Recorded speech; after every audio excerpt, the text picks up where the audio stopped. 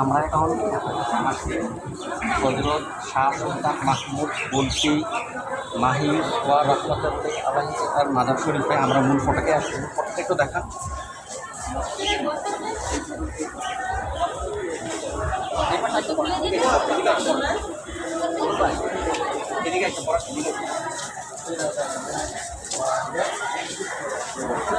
মূল ফটকে আসার আগে আমরা আসরের নামাজ আদায় করি মসজিদে। আসরের নামাজ আদায় করার পূর্বে আমরা যখন উজু করতে যাই তখন এক লোক বলতেছে আপনারা জুতাগুলো সাথে নিয়ে যান। তখন আমরা বললাম কেন? বলছেন চুরি হয়ে যাবে। এখন রুবেল ভাই আমার প্রশ্ন করছে, এই যে রুবেল ভাইকে আমি একটু দেখাই দিই। এই যে রুবেল ভাই আমায় প্রশ্ন করছে যে আসলে এটা তো মাজার, হ্যাঁ এখানে চুর ছেঁচড়া বেশি হওয়ার কারণটা কি? হ্যাঁ আসলে এটা আমারও জানা নাই। আপনারা যারা এটা জানেন অবশ্যই জানাবেন। বাংলাদেশে যত মাজার আছে হ্যাঁ চোরের পরিমাণে বেশি। ভাই এটা নিয়ে আমরা আজকে কথা না বলি, এটা আসলে কিছু ছেঁচড়া আছে এখানে, এদের কারণে মূলত সমস্যাগুলো হয়।